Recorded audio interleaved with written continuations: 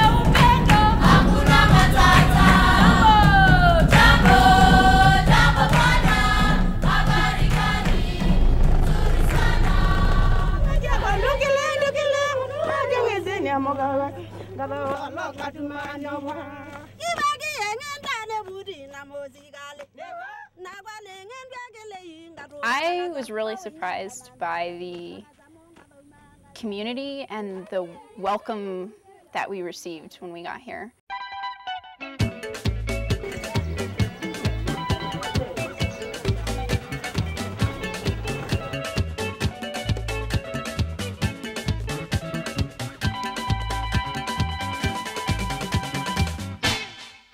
Engineers for a Sustainable World is a national organization, and Autumn and I started a chapter of ESW at Harvey Mud. The mission is to promote social, economic, and environmental sustainability around the world, so both local projects wherever you're based and also around the world. They enticed me by saying that they were interested in doing projects in developing countries, engineering projects in developing countries. And since I had lived in Africa for 2 years and love Africa, I jumped at the opportunity to work with these students and help provide them that experience. I think there was definitely concern with any place in Africa, or most places probably in Asia, for students in their 20, 21-year-old to be going out and seeing the world that way. But I think the way Kenya stacked up to me was Nairobi is a very active and can be a little disorienting city.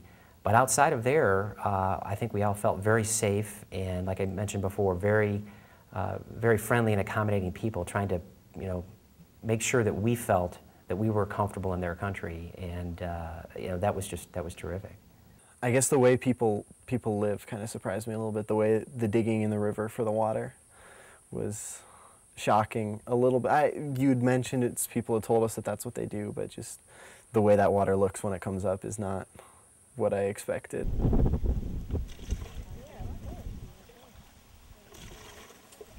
For a year we had been talking with the Clays about this river and figuring out how to purify the water that came out of the river and fixing the pump and all that stuff, and I had imagined a river with water in it, and then to get to the village and see that the river is really just a sand bed and is an underground river or a temporary river that fills when there's flooding, that was a shock to me. And to see people basically digging a hole in the sand and getting muddy water from a few feet below the top of the sand, and that's their drinking water, that shocked me. I never saw anything like that. So the water that's in the ocean and in lakes gets evaporated because the atmosphere is very warm. When it gets up high, it cools down, it condenses, and forms clouds, right? Yes. So this is what we call the water cycle. I've helped teach elementary kids in the US, but never high school age kids who are incredibly bright. Some of them picked up what we were teaching right away. And working with them and seeing how smart they are and how excited they are about learning was a really cool experience. So salt is one of the things that you can have in water that's bad, and it makes it taste. It was really exciting to see the next day when they came to see the solar still that we had built. that they had actually picked up all the concepts that we taught them in class the day before. Instead of boiling the water in one container and keeping that water and drinking that water, you have like one container that has the dirty water or the salty water in it, and another container that you then capture the clean water in. That's the idea. So you could, yeah, you could put signing on it.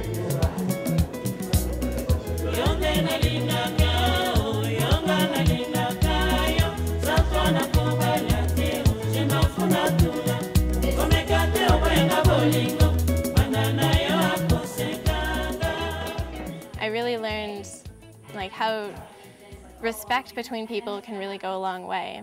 There were a ton of language barriers here because I don't speak Swahili or any of the tribal languages, and a lot of the people here don't speak very good English and speak much better Swahili. So we had some trade-offs that we had to get through. And even with that, I was able to, I guess, communicate goodwill and graciousness to people, and they were kind of able to communicate the same thing to me just by actions and how we respected each other. So I think that was really important for me.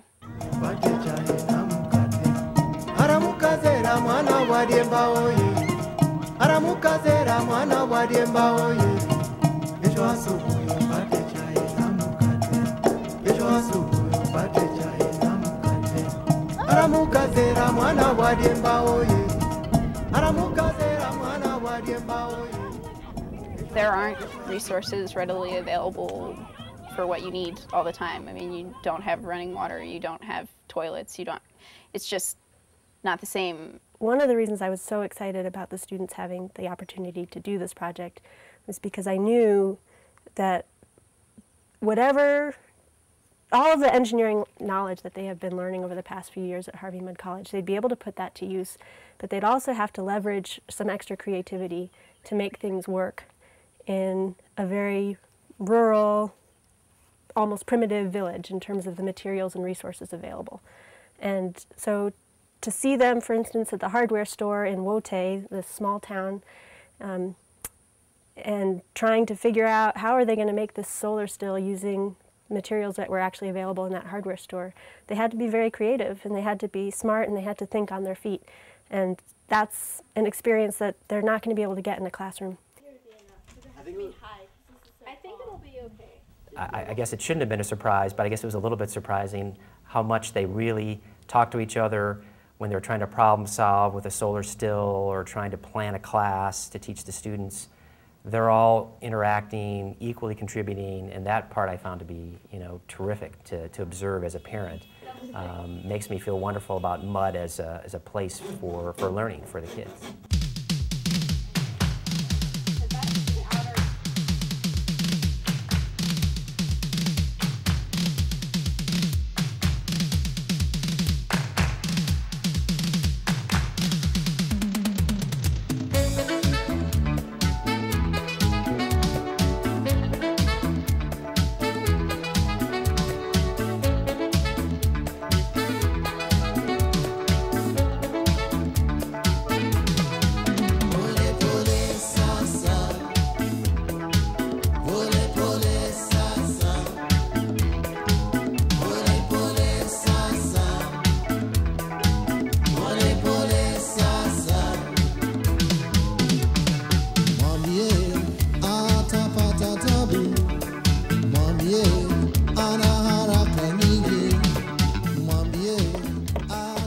Just in terms of working with them on the project that we did in the village building the solar still, I saw both of them really be able to be really creative with limited resources and still be able to build the things that they wanted to, even though they didn't have the resources that they were using.